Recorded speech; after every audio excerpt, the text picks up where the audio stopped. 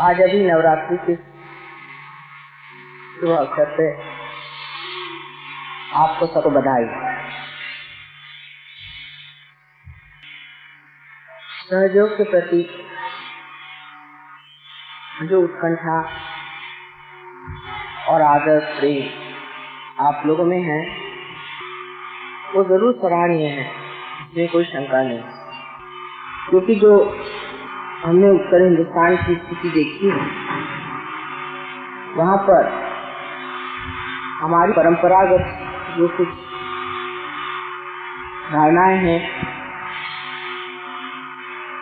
इसी प्रकार शिक्षा प्रणालियां हैं, सब कुछ खोई हुई है। सब कुछ हम लोगों का अतीत बीत चुका है और हम लोग एक उधेड़-बुन में लगे हुए हैं कि नवीन वातावरण जो कि 300 साल की गुलामी के बाद स्वतंत्रता पाने पर तैयार हुआ, वो एक बहुत विस्मयकारी जरूर है लेकिन विध्वंसकारी भी है। माने जैसे कि हम अपने मूलभूत तत्वों से उखड़ गए, उनका सिंचन नहीं हुआ ये बात जरूर है, लेकिन कुछ हमारी भी रुझान ज्यादा बाह्य के ओर रही। ये उत्तर हिंदुस्तान पर एक तरह का शाप था। उत्तर प्रदेश में मैं सोचती हूँ कि सीताजी के साथ जो दुर्व्यवहार किया गया उसके फलस्वरूप अब मेरे ख्याल से धोबियों का ही राज शुरू हो गया।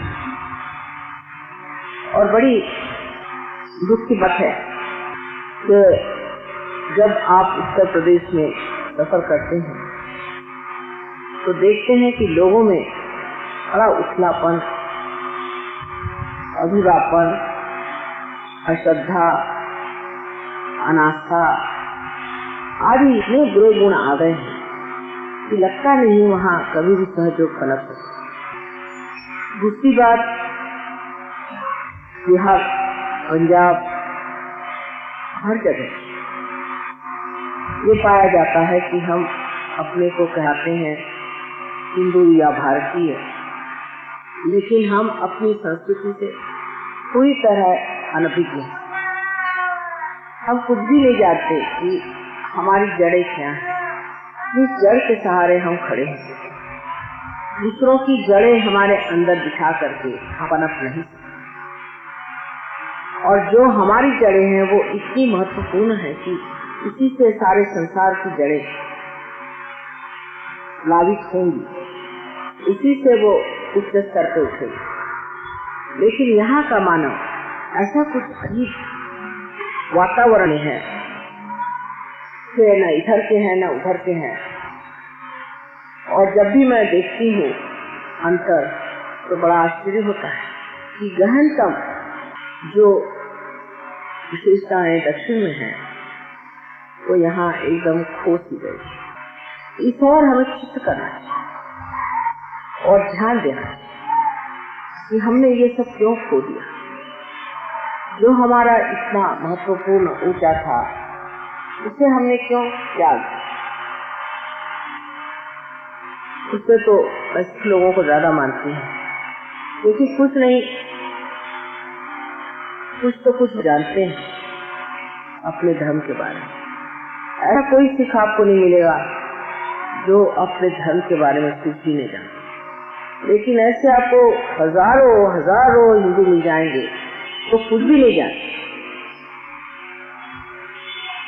और उसमें उन्हें कोई हर्ज भी नहीं। इसका एक फायदा जरूर होता है कि जब धर्म बहुत ज्यादा संकलित होता है, ऑर्गेनाइज होता है, तो उसकी श्रृंखलाएं जरूर अटकाव रखती हैं। इससे आदमी अति पे जाकर के संगठित हो सकता है, एक बात है। लेकिन दूसरी बात कि हम बिल्कुल अनभिज्ञ अपने धर्म के बारे में, अपने विश्वासों के बारे में और अपनी धारणाओं के बारे में होने से अंग्रेजों को तो कह सकते हैं, परदेशी लोगों को कह सकते हैं कि आपको ये सीखना है, आपको ये जानना है, अपने गहरे में उतरना है। लेकिन हिंदुस्तानियों को क्या कहा जाए?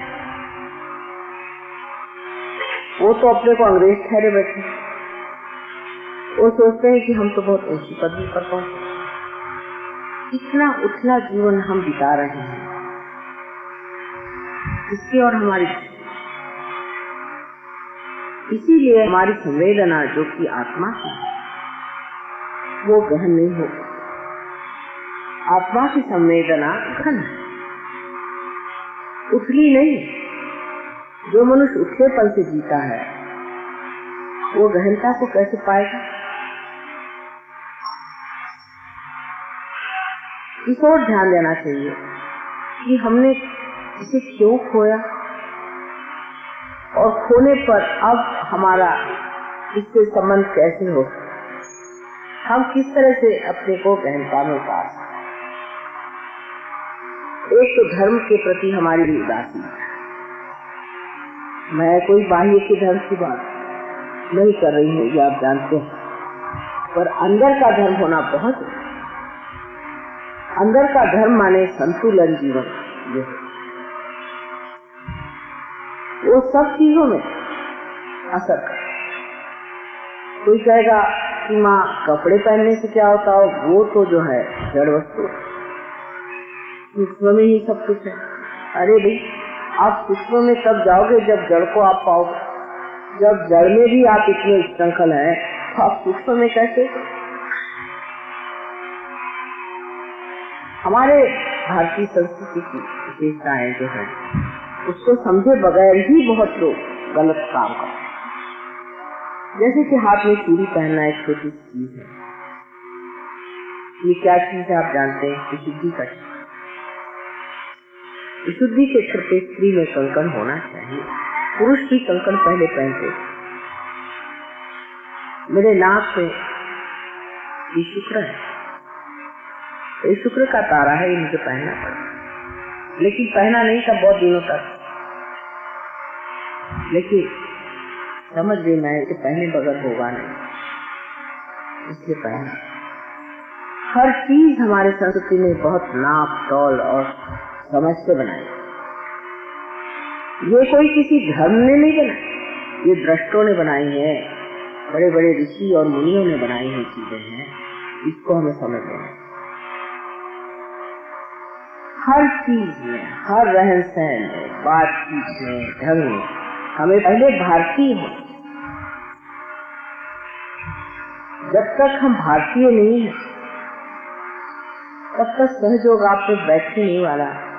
क्योंकि जो परदेशी हैं, ये हर समय ये कोशिश करते हैं कि हम भारतीय लिबास में कैसे आए, भारतीय ढंग से कैसे रहें, भारतीय तरीके से कैसे उठे बैठे बोले, हर चीज ये देखते रहते हैं और सीखते रहते हैं, कोशिश करते।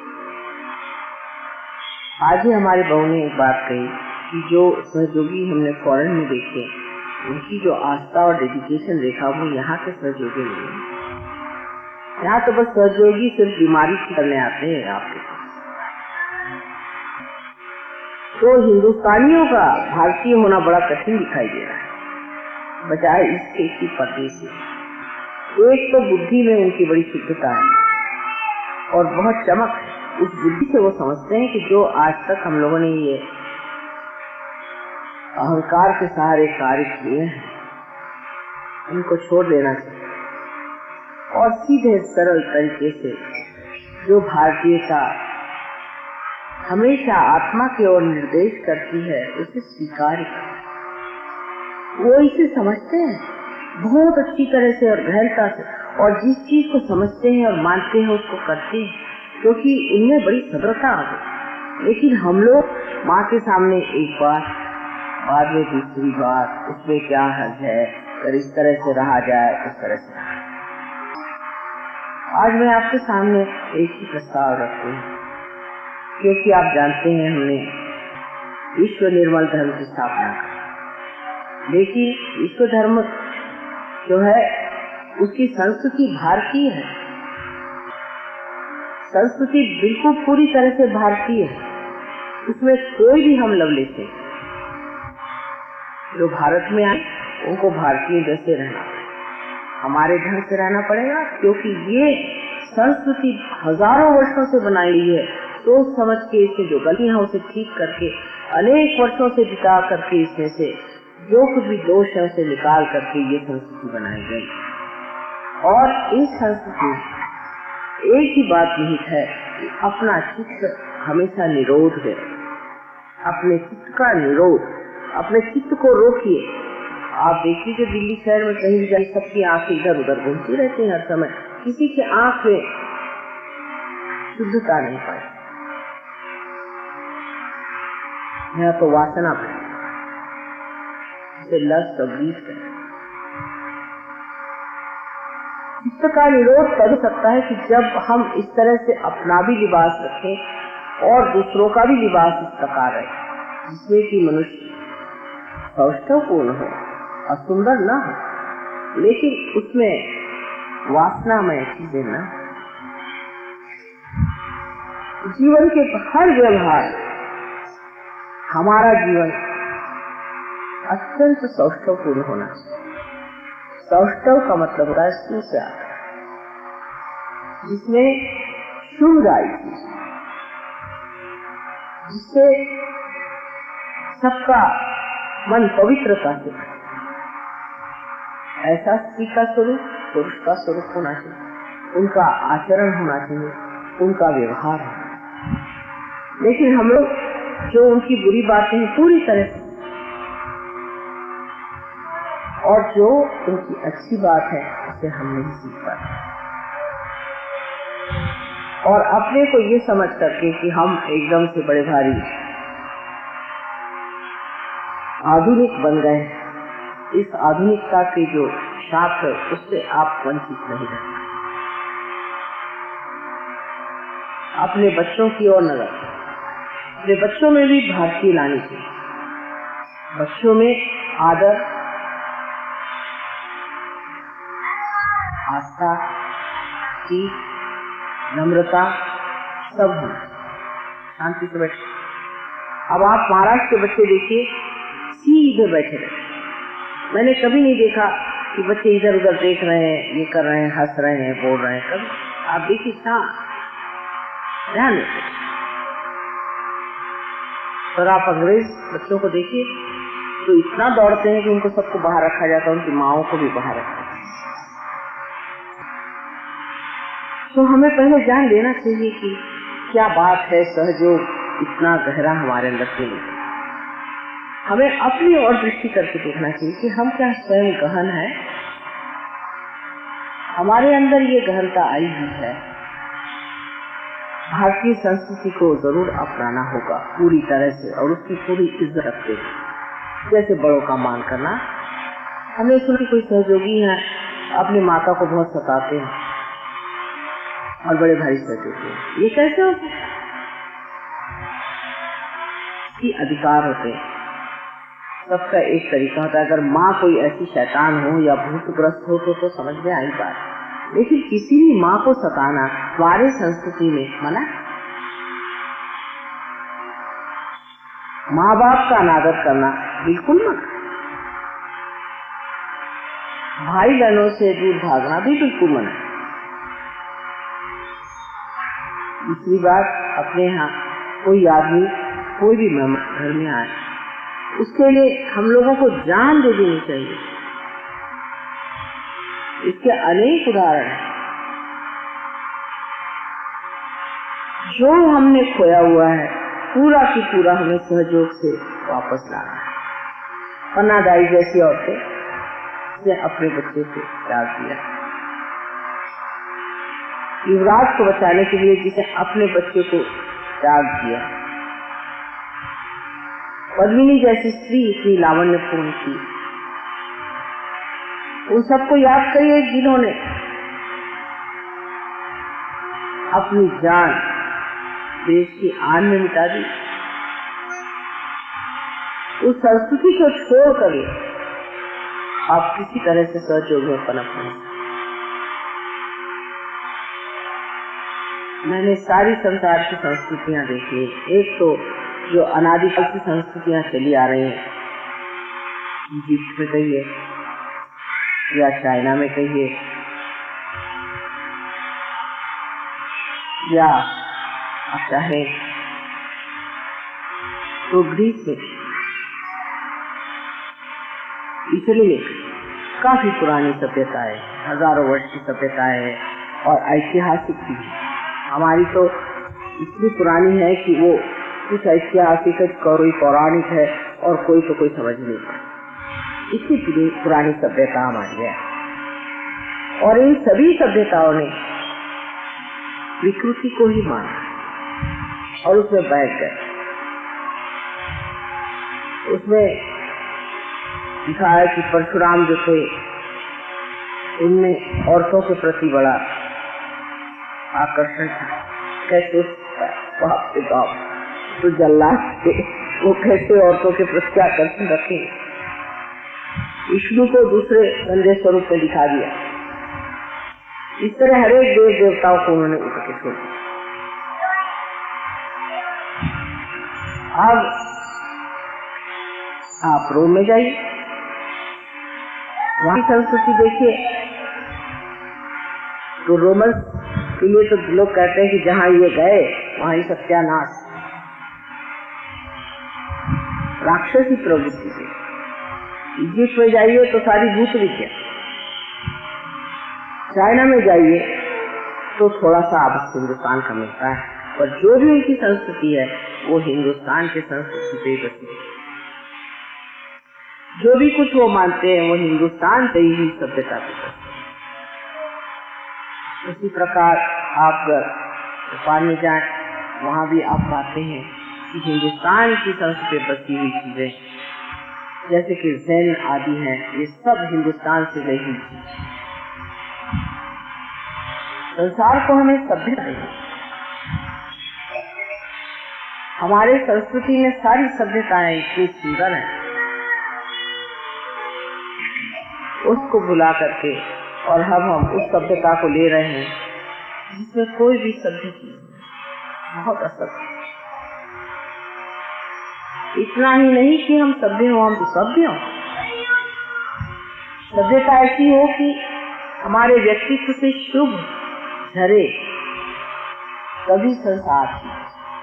तो पहले एक भारतीय के नाते आप अपने प्रति एक गर्व की दृष्टि से अपने प्रति अभिमान रखें कि आप एक भारतीय हैं, आपके पास इस संस्कृति की इतनी बड़ी संपदा है।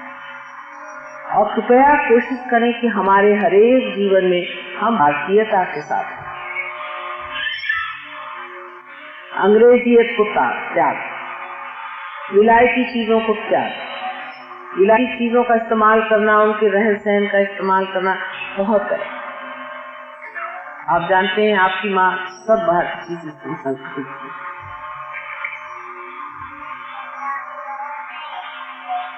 क्रीम तक वो भारतीय लगाएगी, साबुन भारतीय रहेगा, सब चीज भारतीय होना है, चाहे इंग्लैंड में रहे चाहे दुनिया में कहीं भी रहे। और मैं देखती हूँ कि बाहर की कोई चीज लगाओ तो मेरे तो सुहाती नहीं, कोई क्रीम बाहर की लगाओ तो मुझे वो सुहाएगी नहीं, मुझे सुहाता नहीं। इसलिए जो यहाँ पर विशेषकर नॉर्थ इंडिया आप देखते हैं कि लोग बहुत ज्यादा परदेसी चीजों के और परदेसी सभ्यता के और परदेसी व्यवहार की ओर इतने ज्यादा झुके जा रहे हैं। ये कहाँ पहुंची? कम से कम अपनी सभ्यता तो संभालो। सभ्यता के बाद धर्म का सवाल आता है। धर्म हमारे यहाँ संतुलन, जरूरत से ज्यादा बात करना, जरूरत से ज्यादा किसी पे अतिशयता करना, किसी पे हावी होना, ये गलत है। सबसे तो बड़ी बात आश्चर्य की ये है कि हमारे यहाँ उत्तर हिंदुस्तान में औरतों पे बड़ा ज्यादा डोमिनेशन है। औरतों को बहुत बुरी तरह से हम लोग यहाँ पर बताते हैं। कोई औरतों की इज्जत ही नहीं है उत्तर हिंदुस्तान। औरत को जिस तरह से भी हो सके दबाया जाए, औरत के प्रति कोई भी श्रद्धा नहीं दिखाई। फिर औरतें निकलती हैं एकदम यहाँ से जो तो एकदम तूफान मार, फिर वो जूते से बोलते हैं। जब आप भी उस चीज को दबा दीजिए तो ऐसी ही औरतें खोपड़ी पे बैठी। मैं तो यूपी में देखती हूँ, वहाँ तो जो औरत वेश्या जैसी है वो बहुत मान जाती है, और या तो जो औरत को डंडा लेके बैठी, और सीधी सरल अच्छी औरत हमेशा दबाई जाती, बुरी तरह से सताया जाता। ये कहते मुसलमानों से आया, लेकिन मैं मुसलमान देश में गई हूँ, रियाद में रही। हाँ, मानते हैं वहाँ 4 बीवियाँ करते हैं, जो भी करते हैं, लेकिन औरत की इज्जत कितनी है वहाँ, बहुत ख्याल करते हैं कि औरत अबला है, उसकी मदद करनी चाहिए, बहुत इज्जत करते हैं। हम ना तो मुसलमान न हिंदू न पता नहीं कहाँ के आ गए, जो कि औरतों के इस तरह सताते हैं। अब इस शहरी शहर में सुनते हैं बहुत ब्राइट बर्निंग हो गई। आज इस बात से इससे कह रही कि मैं परदेश से गई, वहाँ लोगों से यही पूछते हैं कि ये क्या आपकी सभ्यता है कि आप अपने यहाँ की ब्राइड को जला देते।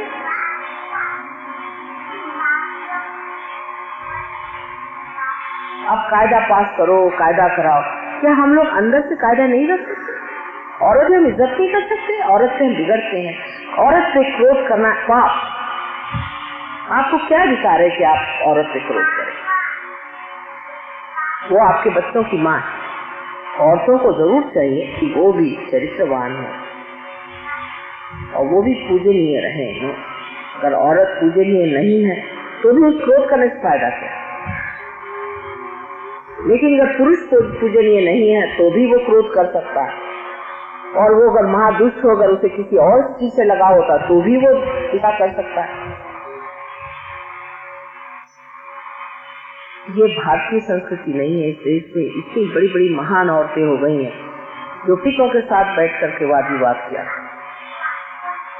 वो सब कुछ खो गया। या तो अब कोई राक्षसी प्रकृति की स्त्री आ जाए, उसके सामने आप झुक जाएंगे, और या तो कोई बिल्कुल ही गिरी हुई औरत हो तो उसके आगे आप दौड़ेंगे। ये क्या पुरुषार्थ?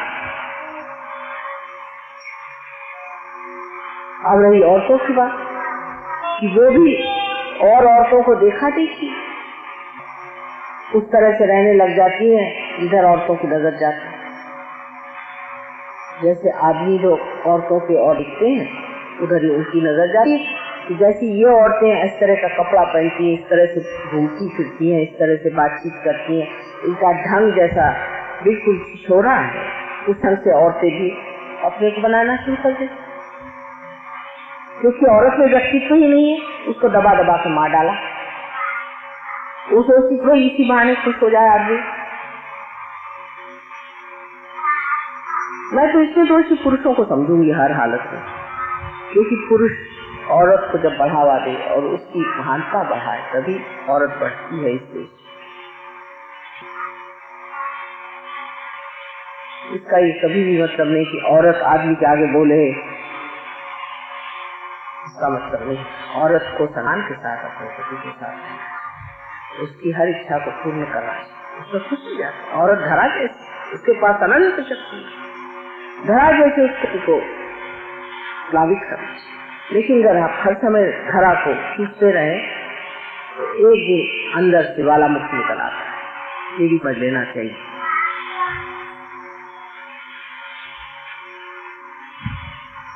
बाहर जाकर शर्म आती है सोच सोच करके जिस तरह के किस्से यहाँ के लोगों की तरफ है। और ये चीजें महाराष्ट्र में क्यों नहीं होती? महाराष्ट्र में तो डाउरी सिस्टम बिल्कुल नहीं है। साउथ इंडिया में भी बहुत ज्यादा डाउ का सिस्टम चलता है। उसकी वजह वो दिल्ली में जो आके बैठे हैं सब मद्रासी, उनको सबको वापस करो या उनको की मद्रासी बनो। दिल्ली में सीखे हैं इतनी रुपए डाउरी लेंगे, उतनी रुपए डाउरी लेंगे। बड़ा आश्चर्य होता है। आज की लड़की के नाम से रुपया पैसा जरूर कर देना, लेकिन डाउरी लेने वाले हो दूसरे, लड़की से थोड़ी कोई संबंध रहता है। भारतीय सभ्यता में ये कहीं भी नहीं है। हमेशा स्त्री का मान राधा कहा जाता है, कृष्ण राधा के बगैर कुछ भी नहीं है, मान ली। जब कंस को मारना था तब भी उन्होंने राधा को याद किया। राधा की शक्ति से मारा है, वो क्या मार सकते तेरे मामा को? और मार सकते तो जब पैदा हुए तभी मार डालते। हमारे यहाँ सीता राम कहा जाता है। हमारी संस्कृति में सब चीजें इतनी सुंदर सुंदर हैं कि उसको अगर बारीकी से देखा जाए तो मनुष्य समझ सकता है कि सुंदरता क्या है।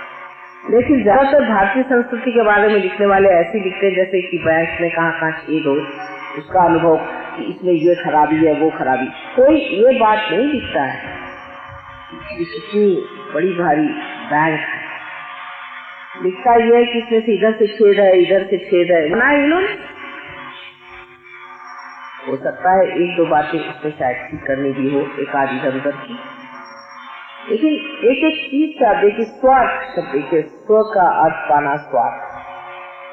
परम स्वार्थ वही है कि जब आपने परम को पाया। और मैं देखती हूँ कि जो लोग परदेश में भी लोग हैं, वो जब हमारी औरतों को देखते हैं कि हम उनके जैसे कपड़े पहन के घूमते हैं, उनकी जैसे बातचीत करते हैं, उनको जरा भी इज्जत नहीं। और जो और अपनी भारतीयता पे खड़ी है उसकी बड़ी इज्जत होती है, बड़ी इज्जत होती। मैं जब एक बार जापान गई थी 1960, बहुत साल पहले की बात, तो हर जगह जाए तो बड़ा हमारा मान पान है।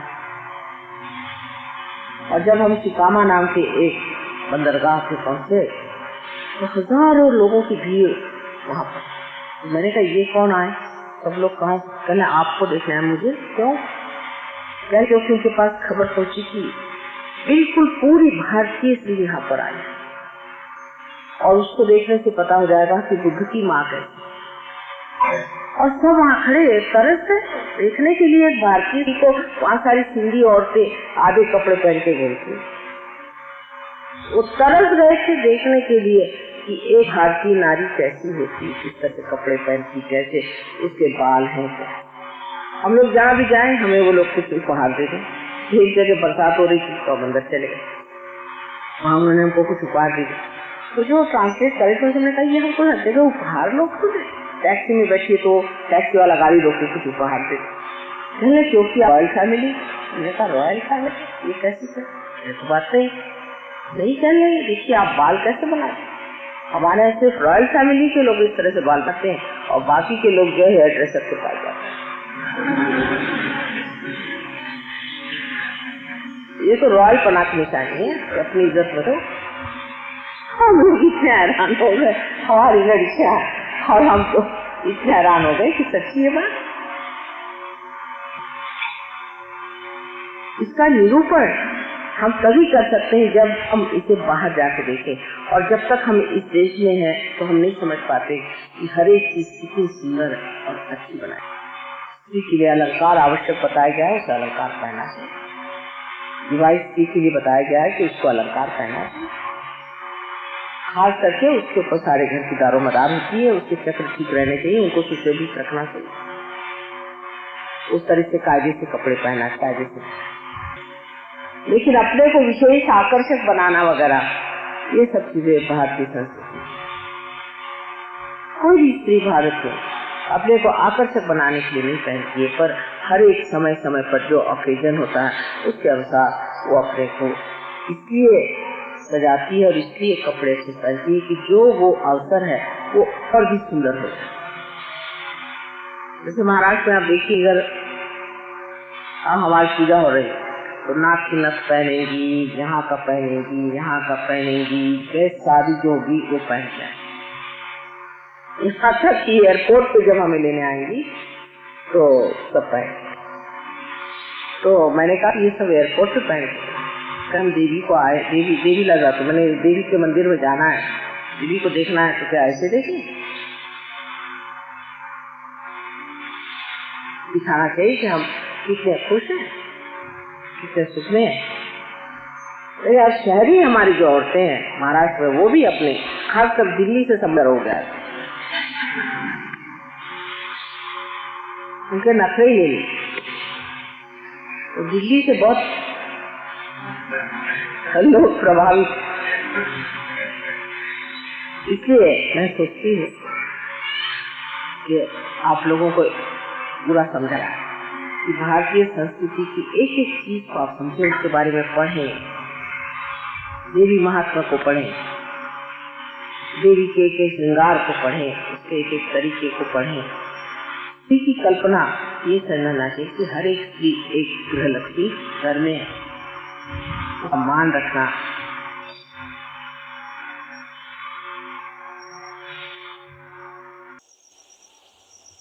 उनको इज्जत से रखना बहुत जरूरी। उसकी बड़ी मुझे हैरानी होती कि इस हिंदुस्तान में लोग अपनी पत्नी को इतना नहीं मानते जितने अपनी लड़कियों को मानते। तो समझ नहीं आते, बिल्कुल मुसलमानी पद्धति। लड़की को मानना और बीवी को नहीं मानना, ये बड़ी अजीब सी बात है। लड़की तो कल ब्याह होकर चली जाए और बीवी तो जिंदगी भर के लिए आपकी अपनी। ये कुछ समझ में बात आती है।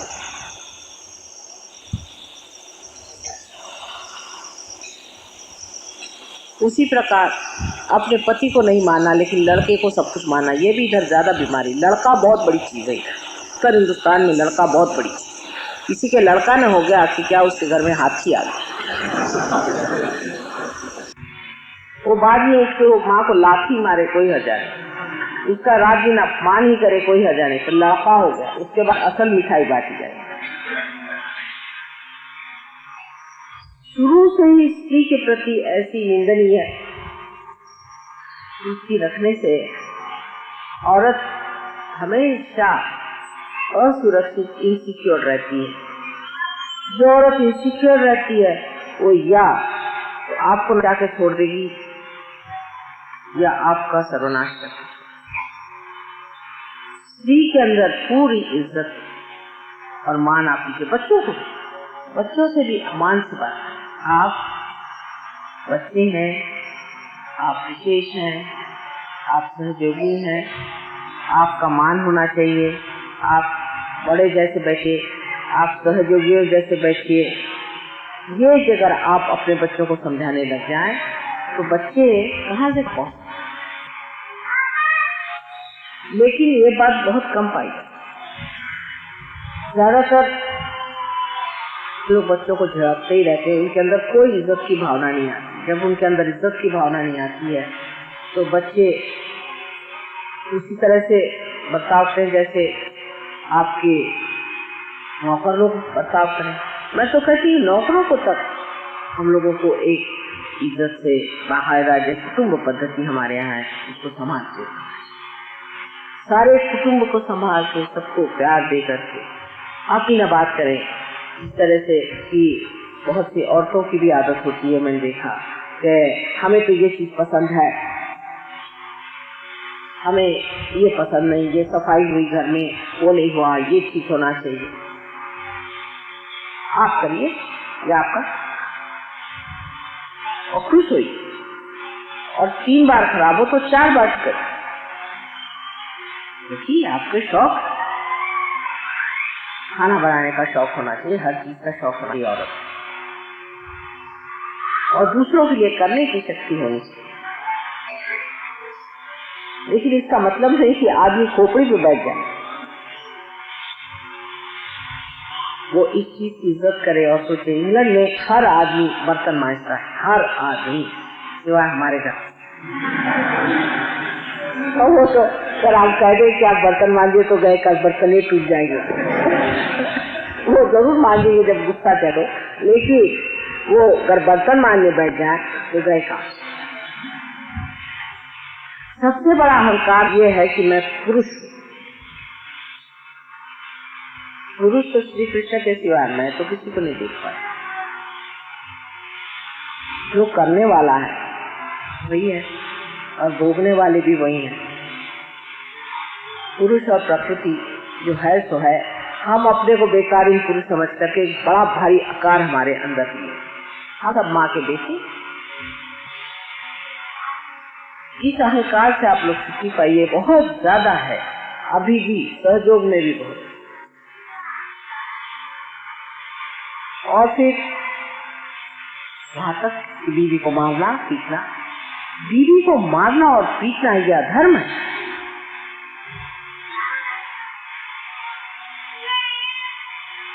कि बीवी पीटे तो बिल्कुल अधर्म हो जाता है। ये होती है, ऐसे भी हमने देखी। समझदारी की बात यह है कि हम दोनों एक रथ के दो पहिए हैं, एक लेफ्ट में है एक राइट में। कोई सा भी पहिया अगर छोटा हो जाए तो पहिया गोल गोल घूमे। दोनों एक साथ एक जैसे होने चाहिए, पर दोनों एक जगह में है, एक लेफ्ट में है एक राइट। राइट है उसका कार्य यह है कि वो दिशा दे, बाह्य की तरफ देखे, बाह्य की चीजें संभाले, घर की बाहर सफाई करे, जैसे वहां करते हैं लोग। बाहर की सफाई आदमियों को करना आना ही चाहिए सहयोग, क्योंकि वो बाहर की सफाई नहीं करते हैं, इसीलिए अपने बाहर के आंगन गंदे रहते हैं, अंदर की सब सफाई रहती है। औरत जो झाड़ू मारे सब करे घर के अंदर, और आदमी जो है वो बिल्कुल देखता कि बाहर सफाई है। औरत तो बाहर जा नहीं सकती और आदमी करने वाला नहीं, इसीलिए अपने जितने गांव शहर गंदे रहते हैं, इसलिए आदमी अपने आप कोई सफाई नहीं करता। इंग्लैंड में देखिए, हर एक सैटरडे संडे सब आदमी आपस में कंपटीशन लगाते हैं कि तेरा अच्छा कि मेरा अच्छा। सब एक स्पेशल ड्रेस पहन के सब खड़े हो जाते हैं और अपनी सफाई करते हैं। सहयोगियों को कोई हल नहीं, क्योंकि हमें अल्लाह, हम दूसरे हैं, हमें कोई हल नहीं कि हम ये करें। पहले जमाने में हमारी संस्कृति में यही कि बाहर की सारी सफाई आदमी लोग करते थे, औरतें नहीं। और वही चीज आज भी हमारे अंदर अगर आ जाए तो आप देखिए कि एक शुरुआत हो जाएगी कि हम बाहर की सफाई और अंदर की सफाई हमारे देश में शुरू हो जाए तो गंदगी कहाँ रहे। लेकिन उससे बड़े फायदे हो जाते हैं जब आदमी लोग सफाई करना चाहिए। जैसे लंदन पहुंचे आप, तो हमने देखा कि यहाँ बर्तन धोने के, साफ करने के इंतजाम बड़े जबरदस्त है।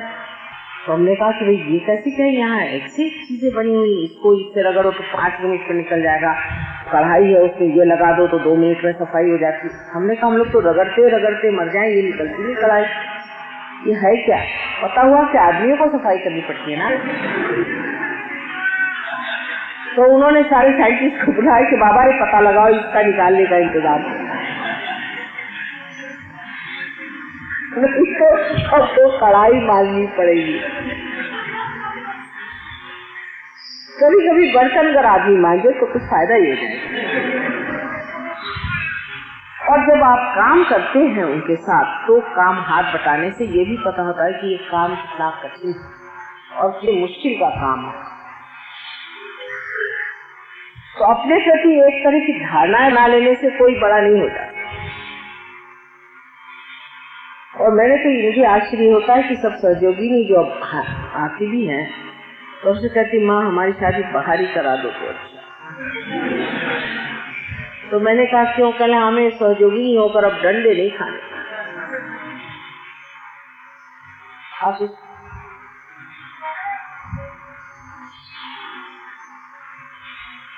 बड़ी मुश्किल से ये परदेसी लड़कियों को बुलावा दे देकर मैं यहाँ से कराती हूँ। सीख जाए तो नसीब समझ लो। लेकिन वो चले आते परदेश से, सीख जाते वहाँ। हमने देखा कि पाटनकर का लड़का खूब बर्तन मार रहा है।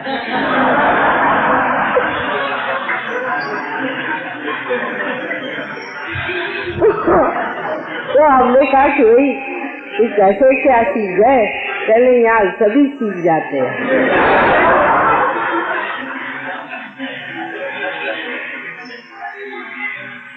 खूब पीले उठा रहा था हमारे साथ, और यहाँ अगर आप थे तो बिगड़ता और कहता कि नहीं मुझसे ये सब नहीं होने वाला, बेकार की चीज। वहाँ खूब मेरे साथ पतीले उठा रहा। तो मैंने कहा उन लोगों को करने तो तुम क्यों उठा रहे, कल मुझे सीखना क्यों है। जो आदमी वहाँ ये सब जानता नहीं उसको निठल्लू कहते हैं।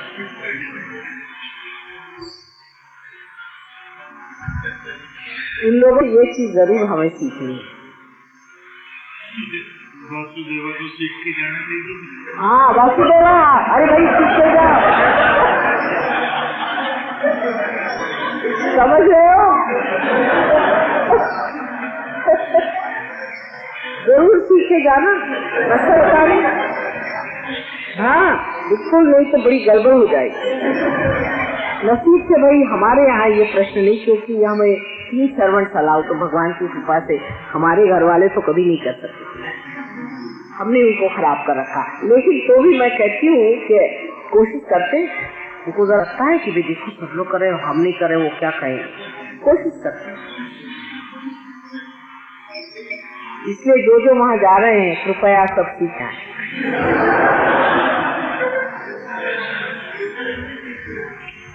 तो उसके बगैर आपका मान नहीं होने वाला।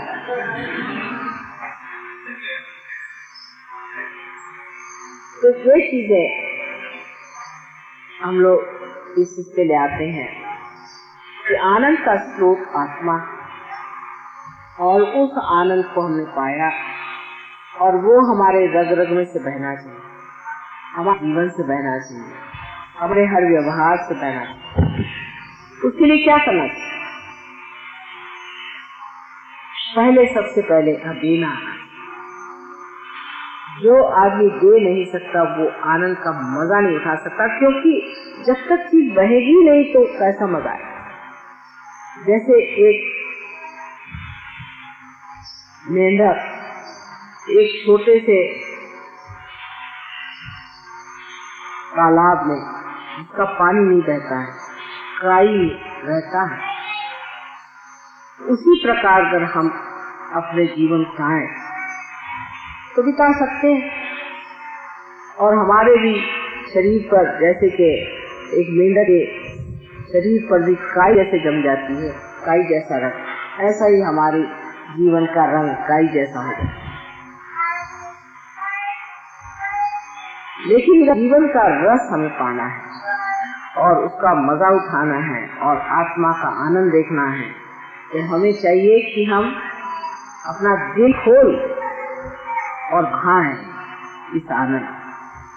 आप जानते हैं कि आपकी माँ की उम्र अब 63 साल की हो गई और हिंदुस्तान के हिसाब से 64 साल की हो गई, लेकिन कितनी मेहनत करती है आप, इतनी सफर, करीबन हर तीसरे दिन सफर, दूसरे दिन सफर, उसके अलावा पहाड़ों जैसी कुंडली उठाना, बड़ी मेहनत।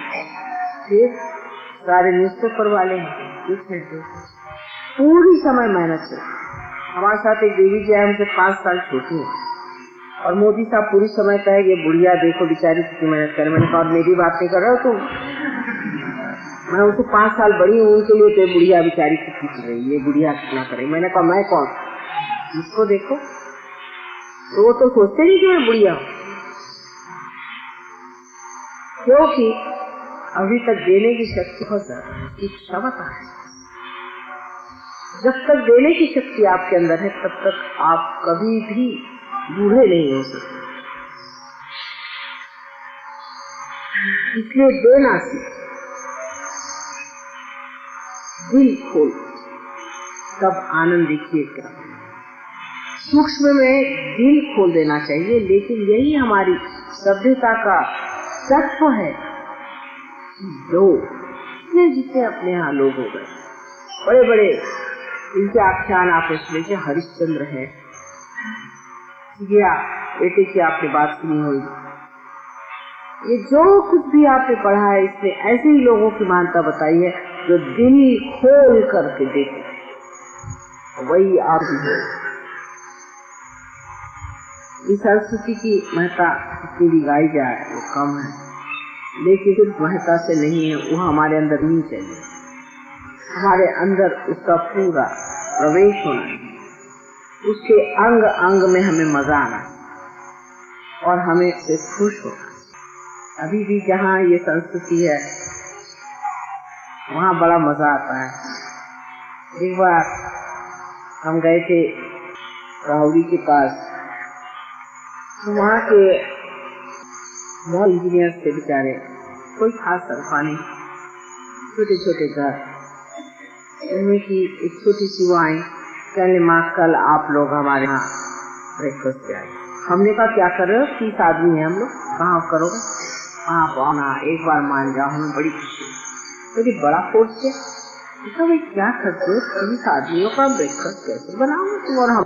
मुझे पहुंचे तो हम मंडप बनाया हुआ है, सब लोगों ने मिल करके रात को 3 बजे से खाना बनाया और खुश, इतना बढ़िया उन्होंने ब्रेकफास्ट खिलाया कि मुझे भूलता ही नहीं। और पता नहीं कहाँ से बेंचेस ला के लगाए और कहाँ से इंतजाम किए, और इतनी खुश जैसे बड़ा भारी कोई बड़ा समारंभ हो गया। ये हमारा देश, ये हमारी, इसको मत छो, इसको फिर से पनपाना है, इसको बढ़ावा दे। हमारा संगीत, हमारी कलाएं, हमारा जो कुछ भी है बड़ा गहन है, उसको समझिए कैसे। उसकी गहनता में चाहूंगी कि आप लोगों से जितना बन पड़े आप हमारे संगीत के बारे में, कला के बारे में जानने का प्रयत्न। जो अपनी कला को नहीं जानते, अपने संगीत को नहीं जानते, अपनी भारत माता को नहीं जानते, वो इस माता को कैसे प्यार करते। इसीलिए तो हम झगड़ेबाजी करते हैं। आज सिर्फ आपसे बात करने की कर दी, और मैं चाहती हूँ कि अगले समय में आप लोग ये समझे कि हमारे क्या क्या त्योहार होते हैं, उन त्योहार में क्या क्या होता है। हमारे यहाँ छोटी छोटी दवाइयाँ हैं जो कि बहुत साल चली आ रही, छोटी छोटी बातचीत है, जैसे केला खाया उसके बाद चना खाओ या कोई चीज खाओ, उसके बाद पानी, धूप में से आए आप पानी मत। आजकल लोग सब दुकान में बीमार हो जाते हैं, वजह क्या है, ये छोटी छोटी नियम जीवन के जो बनाए हुए हैं समझदारी के, वो हम नहीं पाते। इसमें क्या हो गया कि आप अस्पताल में जाएंगे और क्या होगा। अब जैसे अंगूर दिया इन्होंने, समझ, अब पहले हमने अंगूर खा लिया, उसके बाद हम लिमका नहीं पी, आप तो पी लिया, हमने कहा चलो क्या कर, हमारी बात और। लेकिन आप लोगों को नहीं, फल खाने के बाद पानी पी लिया, आइसक्रीम खाने के बाद कॉफी पी ली, या कॉफी के बाद आइसक्रीम खा लिया, तो क्या।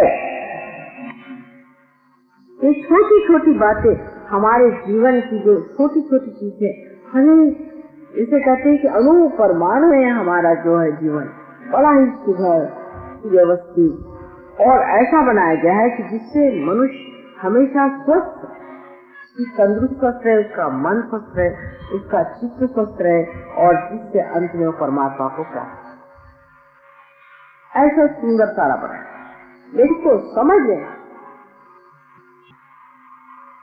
और जिस आदमी में चरित्र ही नहीं वो आज इस काम, लेकिन चरित्र को बढ़ावा देने वाली, उसको सजाने वाली, उसको पूरी तरह से प्लावित करने वाली जो शक्ति है वो है आपकी सभ्यता। सभ्यता से ही आप जानते हैं कि ये असभ्य है, ये हमें शोभा नहीं देती। तो आज की हमारी इस डेट में हम चाहेंगे कि आप अपनी भारतीय संस्कृति जो है उसको सर आंखों पे लगाकर मान्य करें, उसे स्वीकार, और उसमें ही आप देखिएगा कि आपका चरित्र ऊंचा होता है। शिवाजी का चरित्र माना जाता है बहुत ऊंचा। शिवाजी की न जाने कितनी बातें आपको बतानी चाहिए, लेकिन उनके चरित्र में माँ का बहुत बड़ा था। लेकिन एक बार सुनते हैं कि कल्याण के सूबेदार की बहू कोई उनके सरदार पकड़ के लाए, वो बहुत लावण्यवती और उसका बहुत खजीना था, सब कुछ उठा के ले आया था, सारा माल, सारे और वो काफी लोगों को पकड़ के। और जब शिवाजी दरबार में बैठे तो उनके सामने पेश किया,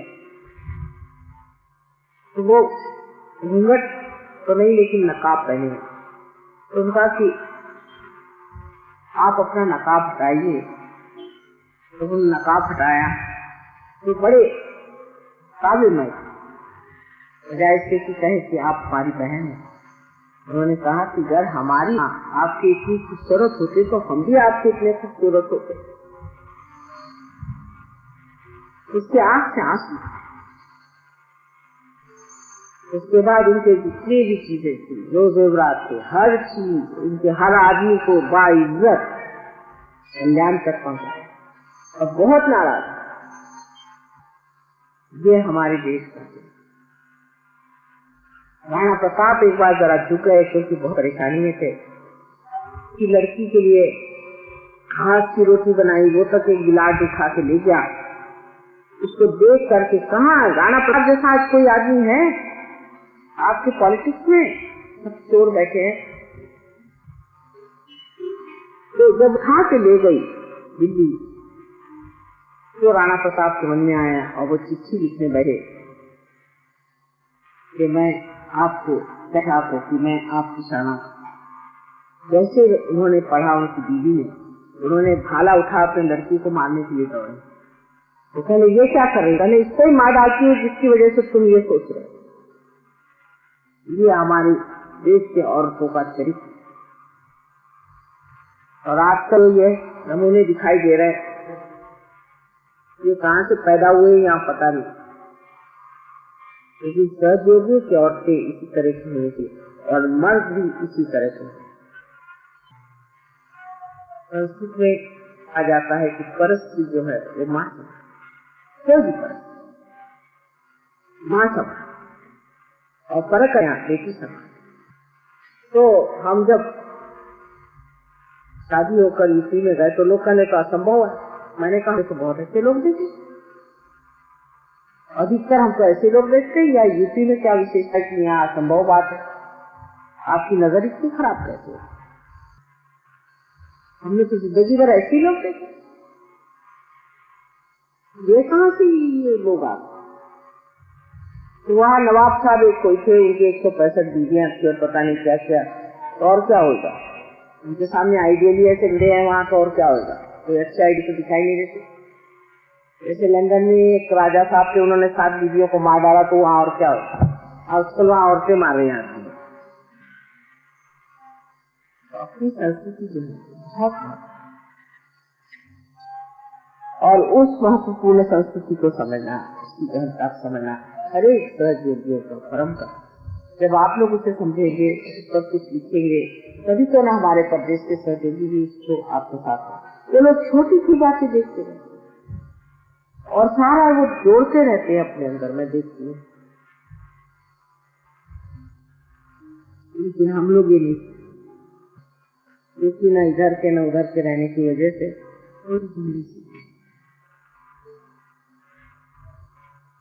आशा है अगली बार मैं आऊं तो आप लोग आनंद से आत्मा का प्रकाश शब्द फैलाते हैं। मेरी यही इच्छा है कि जो कुछ मेरे अंदर है सब मेरे बच्चे का सब, और उसी प्रकार दे जिस प्रकार मैं दे, उसी से, उसी शुद्ध भावना, उसी प्रेम के साथ सबको ये बांटते हैं। यही मैं चाहता। लेकिन वो पानी में घोल के दीजिए जिसमें दांत मरने लगा। पानी में घोल के दी हुई चीनी बच्चों के लिए बहुत जरूरी। डॉक्टरों का इस मामले में मत सुनो। वो तो जनरल चलाते कि अब चीनी मत खाओ। सब लोग चीनी नहीं खा रहे, नमक नहीं खाओ, सब लोग नमक नहीं खा रहे। भाई जिसको जिस चीज की जरूरत है वो खाओ। बच्चों को चीनी की जरूरत बहुत है, उनको आप चीनी दीजिए, लेकिन ऐसी चीनी न दीजिए जो दांत में वो खाएं या जिस तरह की, पक्षी जो कि पेट में चले। दूसरे ये कि गर्मियों के दिनों में कोकम नाम का एक फल आता है, महाराष्ट्र इसमें मिलेगा। इसको भिगो लिया रात, इसको दूसरे दिन चाहे तो थोड़ा उबाल लिया, उसका रस निकाल के उसमें चीनी डाल करके और उसको रख लीजिए। दिन भर बच्चे को पीजिए। अगर जॉन्डिस जैसी बीमारी जाए तो मूली के पत्ते को, छोटी छोटी जो पत्तियां होती हैं उनको उबाल लीजिए। कोमल जिसको कहना चाहिए अभी अभी नमकीन, उनको उबाल करके उसमें खड़ी शक्कर मिला करके या चीनी जो वाइब्रेटेड हो मिला करके बच्चे को दीजिए और कोई पानी न दे। 1 दिन के अंदर बच्चे का जॉन्डिस ठीक है। और गर्मियों में मूली का रस कर दे सके तो बहुत ही अच्छा है। मूली खूब खाने को दीजिए बच्चों, बच्चों के लिए नींद बहुत फायदे की चीज, और उनको ऐसी ऐसी चीजें दीजिए जिससे कि उन पे बहुत ज्यादा फैट नहीं। हमारे यहाँ तली हुई चीज बच्चों को दे देते, कुछ सोचते नहीं, तली हुई चीज बिल्कुल नहीं देना। और दूसरा, यहाँ पर एक लीफ-62 भी अच्छी दवा मिलती है, वो अगर शुरू करें तो 1 साल के अंदर वो भी चल सकती है। लेकिन वो बनती है एक चीज जिसको हम कहते हैं मराठी में एरोनिया, हमारा हिंदी में पता नहीं क्या कहते हैं, छोटी छोटी काली काली चीज है इतनी बड़ी बड़ी, जो बेर के साथ मिलती है, एरोनिया करते। इतनी छोटी चीज हमारे नागपुर में बहुत होती है, नागपुर में किसी को लीवर के ट्रबल नहीं होते, सब बच्चे खाते हैं।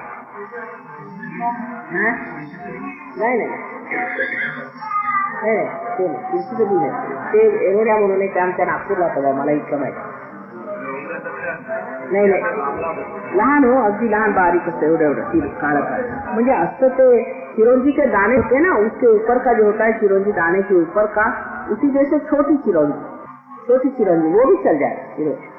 और जब जाल पड़े तो सोंठ थोड़ी सी पीस करके उसमें चीनी मिला करके सवेरे दें बच्चे, जाड़ा पड़े, और गर्मी में ये चीज। दूसरी चीज ये गन्ने का रस, जितना बड़ा पी सके उतनी चीज अच्छी है। गन्ने का रस, इसमें अदरक डाल, नींबू, ये सब फायदा कर। और बच्चों को ज्यादातर ये कर रहे वो कर रहे ऐसे नहीं करना चाहिए, सवेरे उठो जल्दी चलो ये करो, ऐसे नहीं करना चाहिए। इससे इनकी जिसको आप लोग स्त्री कहते हैं, स्क्रीन खराब हो जाती है, और इसी से ब्लड कैंसर होता है। हेक्टिक लाइफ को लीड करता है, उसको ब्लड कैंसर होता है। हेक्टिक में बच्चों को बनाना चाहिए, बच्चों को बहुत शांतिपूर्वक रखना चाहिए, समझे ना। अब लीवर का रखना, आपको खुद लीवर है, आपको खुद लीवर की ट्रबल है, सारा मुंह पे जो है बच्चे तो आया, तब लीवर है। माने आपको बचपन में खूब तल के पूरियां खिलाए, पूरी खाना, पराठा खाना, ये सब गंदी चीजें, और वो रख के रात में फिर बासी खाना, ये भी एक शौक है। पराठे तो बिल्कुल बंद कर दीजिए आप लोग।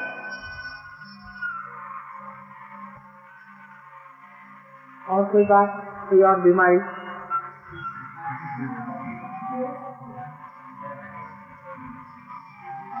काय झालंय ना, कशाला खोकला नाही?